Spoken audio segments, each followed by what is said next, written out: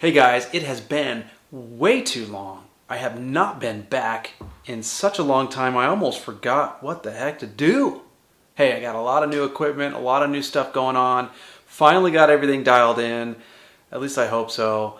So let's get it back rolling. Ducks Hockey and More is back. We're talking the season preview. We're going to talk about some players, lots of stupid stuff like that, line combinations. You got to stick around for this one, guys. See you in a bit.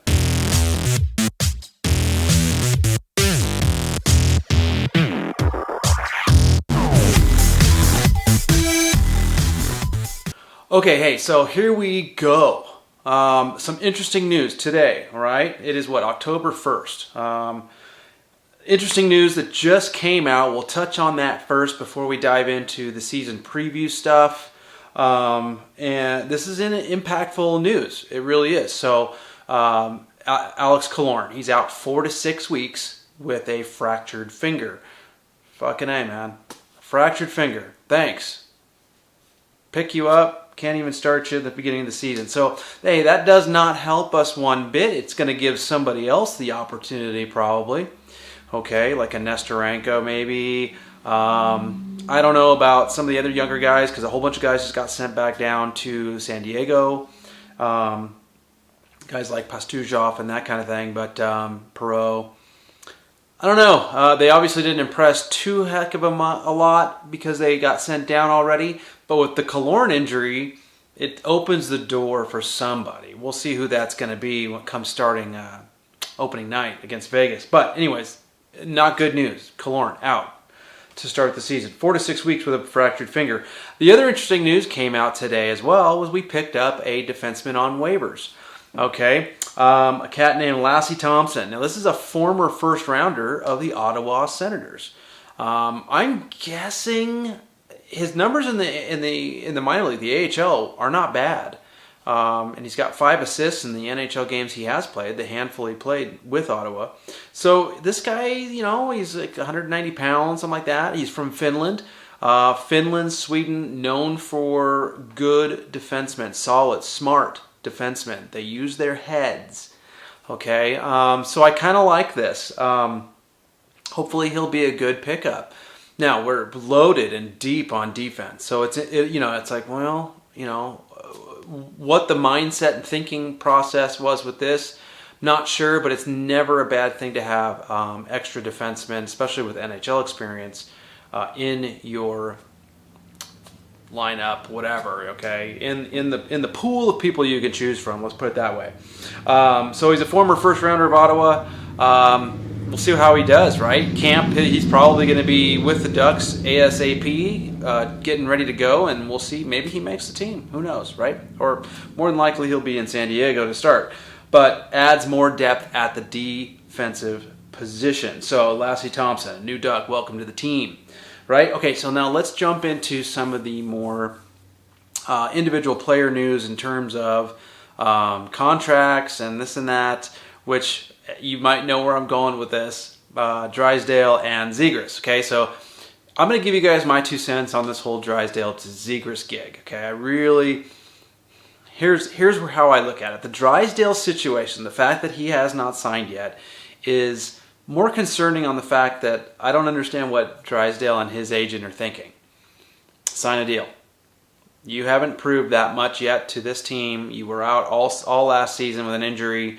There's a lot for you to prove. Sign that bridge deal, get your couple million a year, prove yourself, hunker down and kick some major butt, show us what you're worth, which you kind of have, right? But we need to see more. We need to see that consistency, and then, we'll reevaluate. Maybe you get that big long-term contract that every player desires and works hard for, right? So Drysdale, that part of it I don't understand.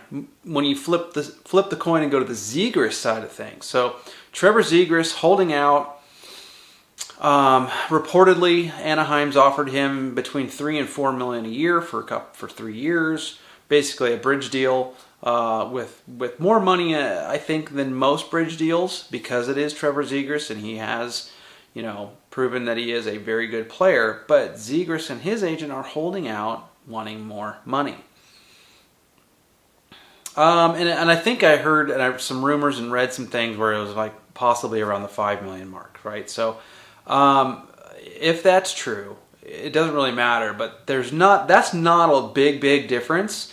I look at it this way, okay? I understand where Verbeek is coming from. He's saying, look, the cap is going up soon. There's no need to jump into this so soon. You still have a lot to prove. Yes, you can you're very creative. You can put up the puck in the net and create plays. We've seen that. But your responsibility with the puck still needs to get better. Your mouth, okay, and your professionalism on the ice needs to get better. See, those things are what I look at. I'm a boss where I work, okay? And those are the kind of things that I look at, right? I look at the person's character, the person's professionalism, you know what I mean? Those kinds of things. And there's a lot of growth. He's not there yet. And in these bridge deal years, he will get that. We hope, right? I have no doubt he will. But I sure as heck wouldn't want to pay him, more than he's worth right now just to, because he wants it. I don't think so. Zegras needs to say, look, Anaheim wants me. I want to be in Anaheim. I'm willing to take $3.5 million, whatever it might be, a year for the next 3 years. That's great. That's a lot of money, by the way. Okay, for people like myself, that's a lot of money. And then you get some 21, 22-year-old making $3.5, $4 million a year. Give me a break. And he's holding out. Give me a break. So, anyways, get in there, sign the deal, get with your team, and play some hockey. Quit holding out. Here is what might be going down. Maybe it's a combination of, the two sides can't come together and meet, right? Okay, fine. But what if, and there's a lot of rumors going on out there about this right now, but what if there is a possible deal that's being talked about? Maybe Verbeek's shopping the two of them, or just one of them. The fact that neither one of them is signed yet, it almost, I don't know, it's interesting. Usually, if the two sides agree, the deal gets signed, everything's good. Obviously, both sides are not agreeing. But why, if there's not maybe something else going on? Maybe there's something in the works. Maybe Verbeek's been talking and shopping. You know what I mean? I don't blame him a little bit. I like both players. I think that they are a big part of the future of the Anaheim Ducks. But they are young, and we are still in a very young rebuild. So if you're going to move them now. Get them out of the picture and bring in some new faces so that we can get them incorporated in the rebuild, correct? Right? So, lots of rumors. Zegras going to Montreal, I've read, and we get a pretty good return. I think if we send Zegras anywhere, getting next year's first rounder is like a must, plus a NHL ready player for sure. Okay, maybe you throw in a prospect in there. Okay. Or instead of getting a first-round pick, you get a first-round pick, a former first-round pick. But truthfully, I kind of like the idea of getting a first-round pick from another team for somebody like Zegras or Drysdale. Same thing. You got to get your money's worth out of those two players because they're both dynamic. They're both going to be huge additions to whatever team they're traded to, if that's what ends up happening. But, hey, listen, moving on from that, I could talk all day about that horse pucky, but Drysdale, Zegras, what the hell are you guys going to do? Let's make it happen, okay? I'm not putting this on Verbeek. I'm putting it on you two guys. Sign the deal. Let's go. Get with your teammates, and let's play some hockey, okay? By the way, as I record this, the Ducks are playing the Arizona Coyotes in a preseason game right now. I'm going to touch real quick on some old news. Troy Terry, obviously, signed a 7-year, $7 million deal. So for $49 million contract. So this is what I'm talking about. You get a bridge deal, you prove yourself in those years, and then boom. Guess what? He almost went to arbitration because he wanted, he wanted a little bit more, but the two sides met, and the two sides agreed because Troy Terry wants to play for the Anaheim Ducks, and the Anaheim Ducks want Troy Terry to play for them, right? Let's go. Sign the deal, avoided arbitration. We want you. You want to be here. Let's make it happen. That's what Drysdale and Zegras need to do, as far as I'm concerned. But good to see Troy Terry, on the team for 7 years. I love it. And who knows, he may end up wearing the next C. I mean, nobody's been elected yet, and they're kind of holding off, I read. Verbeek wants to hold off and see who emerges as a leader on this team. As of right now, you could say Cam Fowler. Mason McTavish has always been kind of one of my favorites for the next C. And now you can throw Troy Terry in there. Troy Terry, to me, was always kind of passive, maybe not much of a leader, but maybe I'm wrong. I mean, I'm not in that locker room. I don't know what's going down. But I'm starting to think that maybe Troy Terry is the leader and potentially could be the next captain of the Anaheim Ducks, especially with that nice deal. Let's talk about some of the new faces real quick, just so we can, you guys, there's a lot of new faces and a lot of subtractions, additions and subtractions on this team, so it's a different looking Ducks team this year, okay? So here we go. These are the guys that we've added, and then I'll talk about some of the guys that we won't be seeing this season. So key additions, obviously the coach behind the bench boss, Greg Cronin. This is his first NHL head coaching job, which is interesting, right? Welcome to the NHL. You get to coach the worst team in the NHL last year. But Greg Cronin, you can see it in the way he talks about hockey and his approach to coaching and bringing young guys along and teaching. He's already, and you can see it in the preseason games so far. We're 3-1 right now in the preseason. We're playing right now against Arizona. Hopefully we win this game as well. But I like what I see so far with Greg Cronin. He seems like he is exactly what this team needed. A fresh face, new systems, good with young players and developing them and bringing them along, which is what we are doing. We're rebuilding. Okay, so Greg Cronin, new face behind the bench. Love that guy so far. Alex Killorn, touched on him earlier. We got him from Tampa, 2-time Stanley Cup winner. Need good scoring wingers. He has a veteran presence as well as championship experience. That's kind of what the team needs too. Understanding that, you bring in these guys that are older and have been there and done that, they help to guide the young guys along, okay? Give them the tips and pointers that they need to become successful in this league. So I like this signing. I just don't like the fact that he's going to be out 4 to 6 weeks to start the year. That isn't good. Either way, Alex Killorn is a new face. On defense, we got several, okay? Ilya Lyubushkin, we got him in a trade with Buffalo. Robert Hagg from Chicago, signed him as a free agent, and then we signed Radko Gudas as a free agent as well, who played for Florida last year and was part of their Cinderella run to the Stanley Cup final, where they ended up losing. But Radko Gudas, Hagg, and Lyubushkin, all three of these cats are big defensemen, and they're on the physical side, specifically Gudas. So you've seen it already if you've watched some of the preseason games, right? Gudas is not going to back down from anything, okay? The Anaheim Ducks were lacking the toughness, the grittiness, the standing up for one another type, that we used to have in years past. It's back, guys. It's back. Gudas, Killorn, Hagg, all these guys are not going to take shit from no one, okay? The Ducks needed that. Okay, we are a skilled team, okay? And we need players that are going to protect us, right? I can go back and talk about the Anaheim, the 06-07 Stanley Cup Championship Anaheim Ducks team, and you can break down that team. And I'll tell you, when you look at their roster, there was no one offensive juggernaut player, okay, aside from Teemu Selanne. Where at that point in his career, it's not like he was putting up 40, 50 goals a year, okay, but the team was just overall, depth-wise, one of the best, solidest team. All 4 lines, okay? They had their purpose. They were all good at what they did. They bought into the systems that Randy Carlyle was pitching. They bought in.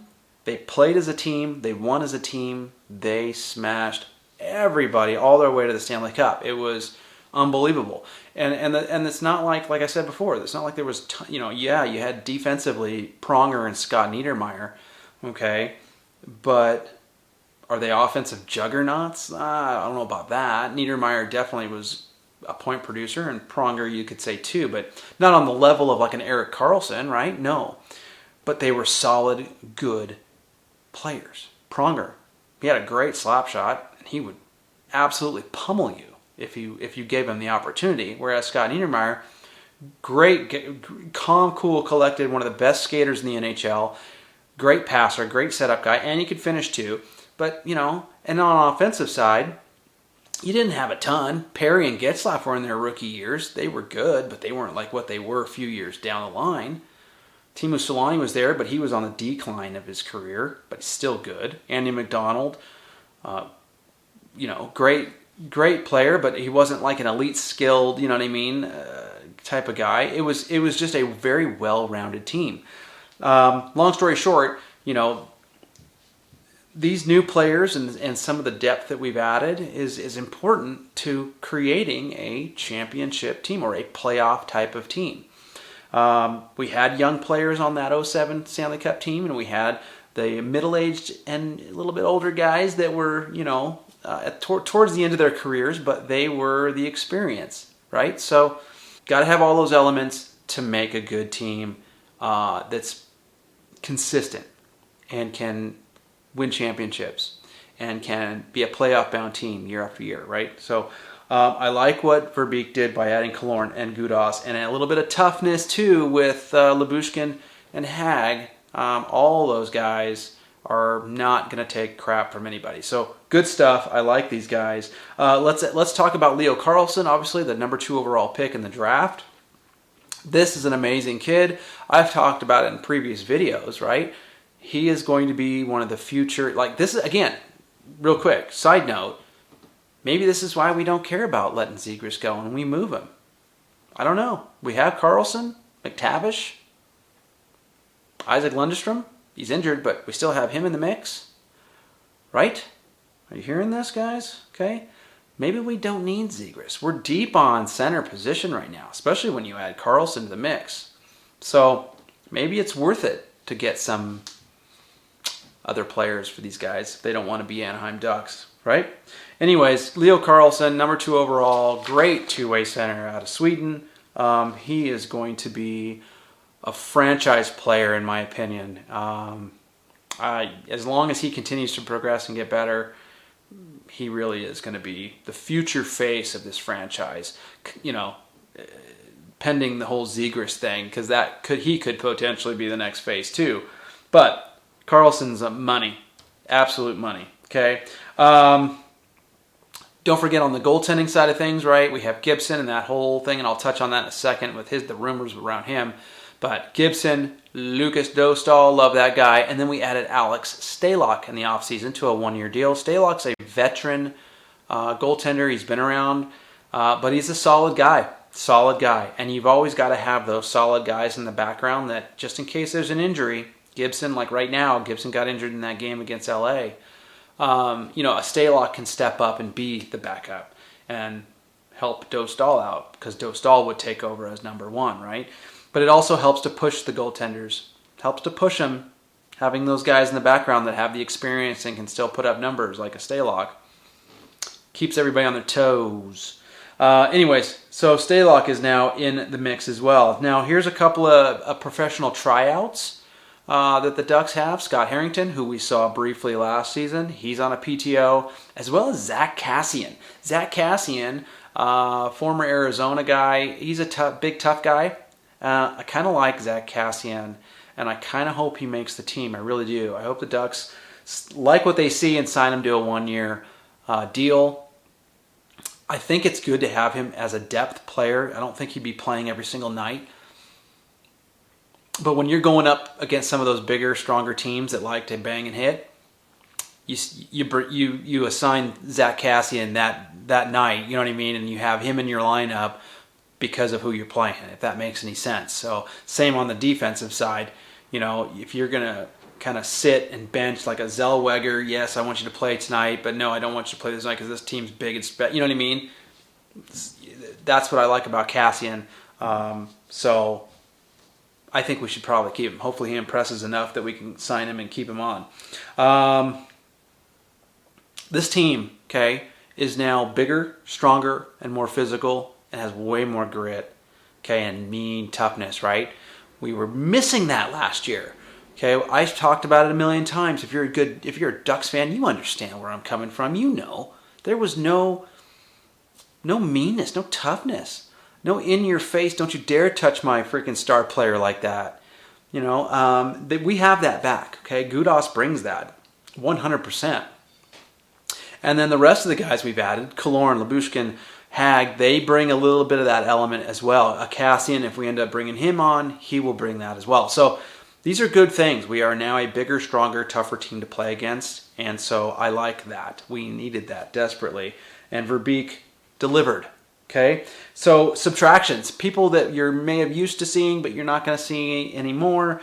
Derek Grant, gone. In fact, I think he signed in Europe somewhere. Anthony Stolars is now a Florida Panther. He signed over there. Magna's gone. I think he signed in Boston. Simon Benoit, who I really liked. But yeah, he had his issues, but I liked him. He signed in Toronto. Toronto picked him up. And Maxime Comtois, he signed a PTO with the Vegas Golden Knights. I have yet, obviously we don't know yet if they're going to hold on to him or not. Yet to be seen. But Max Comtois could be wearing a Golden Knights sweater for the rest of the year if they sign him. So he's on a PTO over there. So those guys you're not going to see anymore. Okay? And that's okay. I'm okay with that. Totally okay with that. Here is some projected lineups, okay? Line combinations. Now, I made these before the Alex Killorn injury. So Killorn, I have him in here. You're going to hear his name, but somebody's obviously going to take that spot. Yeah, so anyways. And if some of these players get moved before, who knows what happens. But on the forward side, okay? Okay, line combinations. Plus Zegras and Drysdale haven't even been signed yet. They're not even playing right now. They're training with the team. But Zegras, Karlsson, and Terry. Obviously, Karlsson in the middle. Now, is Karlsson going to be a number one center this season? He probably could be. But he more than likely, if he does make this team, because Lundestrom is out to start the season, that opens the door for Karlsson to be a member of the Anaheim Ducks come opening night. I think he might be more like a second or third line center.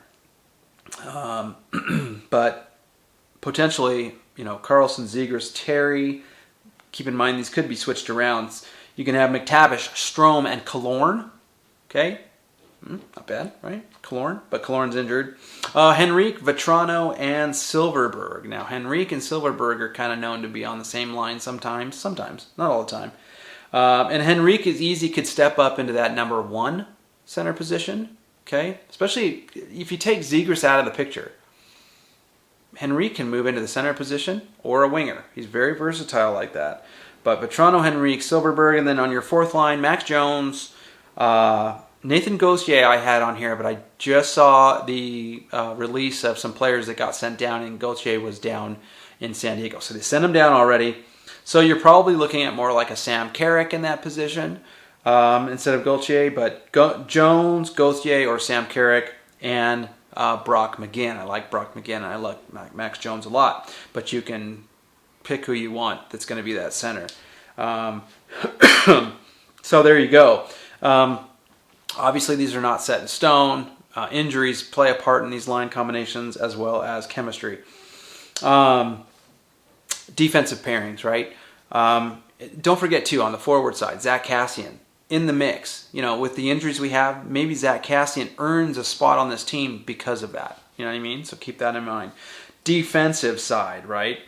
Fowler, Drysdale, Hag, Gudas, Jackson Lacombe, love that guy, and Ilya Lyubushkin. So this could very well go a different direction. Maybe Lacombe doesn't make the team and Zellweger does. You know what I mean? Or Minchikov is in there. I like Jackson Lacombe a lot. I think he's ready. He's ready now for the NHL. I saw it last year when he played in those few games. We've seen it in the preseason. Jackson Lacombe's a real deal. I really like him. So we'll see what happens there. Goaltending-wise, obviously Gibson and Dostal, but Gibson just got injured. Hopefully it's not too serious. I'm pretty sure he'll be there opening night. But Gibson and Dostal, you got Stalock in the background in the shadows hanging out for that too. A little bit about John Gibson, since I just mentioned him. If you guys keep up on rumors and listen to that stuff during the off-season, summertime, A lot of rumors about John Gibson and being traded, right? Does he want out? Yes, no. What does he want? Well, I'll tell you, he didn't get moved. Okay, he's still an Anaheim Duck, whether he likes it or not, right? Who knows, really, the truth, but he's still there. And I think that with the contract he has, it's going to be hard to move him. But at the same time, maybe he wants to stay. Maybe he kind of likes what Verbeek's doing. Maybe he likes the fact that defensively it looks like we're going to be a better team.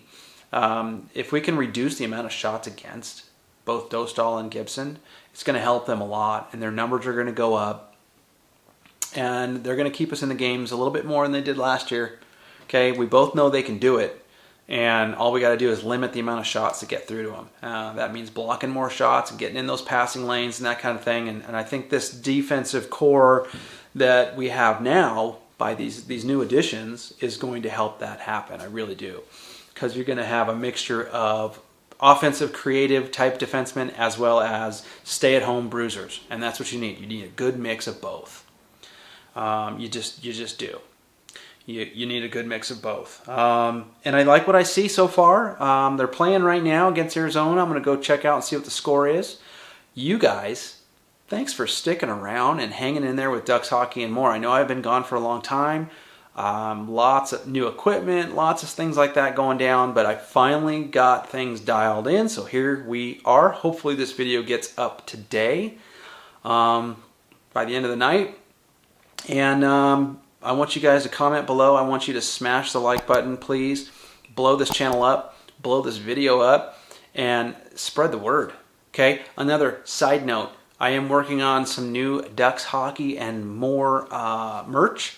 Okay? And so stay tuned for that. I will keep you guys abreast of all that and where to go. Once it's ready to go, I will put a link on the site, on the actual in the description for the videos, and you can boom, head right over there and check it out. So still working on that. It's a work in progress, but it's coming soon. Okay, coming soon. Ducks Hockey and More merch. Happy to be back. Happy that Ducks Hockey and More is here to stay. And Ducks Hockey starts in 2 weeks. The season starts in 2 weeks. It's going to be a good year. Okay, and when I say that, I don't mean we're going to be playoff bound. I know Greg Cronin wants us to be playoff bound. He's not going to make any excuses. He wants to get to the playoffs. And that's a noble thing for him to want to get to. I like it. But what I'm excited for is I'm excited for this team to take a step forward in the right direction. Based on last year, you can only go forward. You can't go any further backwards than we did last year. So we're going to move forward this year. The question is, how much? I think it's going to be a big step forward, because I like the additions. I like Greg Cronin. I really do. Let's see what happens with Zegras and Drysdale, and I will see you guys on the next one, man. Thanks for watching. Thanks for tuning in. See ya.